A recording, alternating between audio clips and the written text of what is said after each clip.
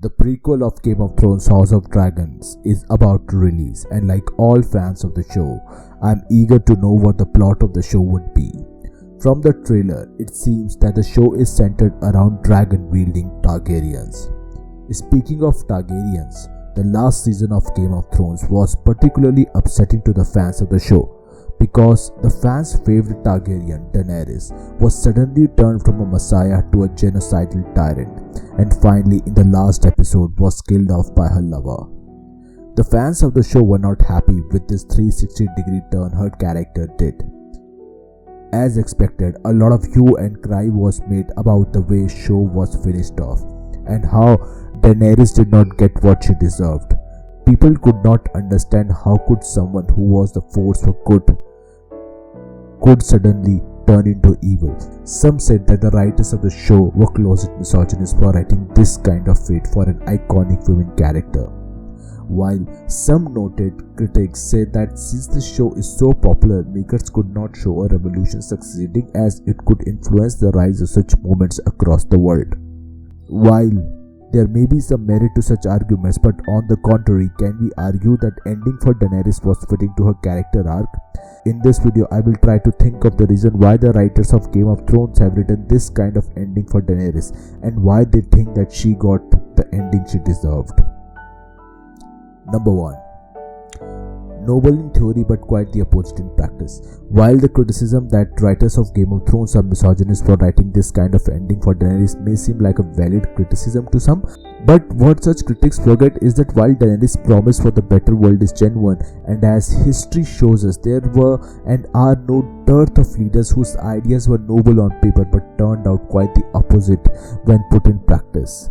And I think the same happened with Daenerys. The harsh truth about the world we live in is that merely good words do not translate into good actions. If history has taught us anything, it is that those who have tried to create an utopian society in which there is no division between classes end up making that society even worse than the way it was before. Millions of people died during Stalin's regime, whose intention, even though noble, ended up harming Soviet Union eventually. He attempted to create a divisionless society by using a top-down approach. Daenerys in Game of Thrones too wanted to create a divisionless society. She too wanted to use a top-down approach to achieve that, which, as history tells us, always ends up in a disaster for common people. Given the track record of people who have come to power promising better days but end up giving exactly the opposite, may have given writers impetus to write this kind of ending for Daenerys. Number 2. Absolute power corrupts. In Spider-Man, Uncle Ben tells Peter that with great powers comes great responsibilities as well.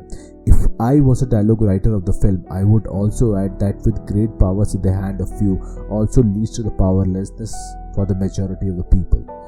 Daenerys in Game of Thrones won kingdoms one by one. Some she defeated through guile, most of them she won through brute force. Her power was so unparalleled that no one could compete her in any way. After defeating Cersei in King's Landing, she wanted to take over rest of the kingdoms through brute force if they do not give it to her themselves. People, when they incur immense power, they forget to listen to any reason. The madness that writers of Game of Thrones claimed Daenerys had, and which led to her killing people in King's Landing, something which runs in the Targaryen family, is something which every dictator in the history has suffered from. When someone gains immense power, they begin to think of themselves as above law, above any reason. Good and bad is decided on their whim rather than on agreed set of ethics and rule. And the result of such madness is that billions suffer or die for the sake of the cause of the dictator. In history as well as in the mythical world of Westeros, it is common people who suffer from the madness of one person. Dictators become even more dangerous when they become distrustful of the people around them. It was same with Daenerys as well. She became less trustful of her inner circle. When Daenerys kills or rather burns Varys, who is considered to be one of the most wisest characters on the show, it was symbolic of the fact that she has killed reason forever. Number 3. She was the most powerful among all. Daenerys had dragons, and that's why she was the most powerful in the entire Westeros, maybe even more dangerous than the White Walkers. With dragon on her side, no one would ever be so powerful to even challenge her remotely.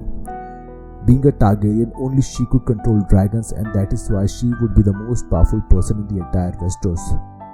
If she were to have children, they will be the one to inherit the world after her, as the ability to control dragons runs in the veins of Targaryens. If I were to make real world comparison, imagine a country, say United States of America or Russia, possessing a weapon which is even stronger than a nuclear bomb, and only they know how to use it. If that happens, they would rule the world till the eternity, and the rest of the world will always live in fear of them.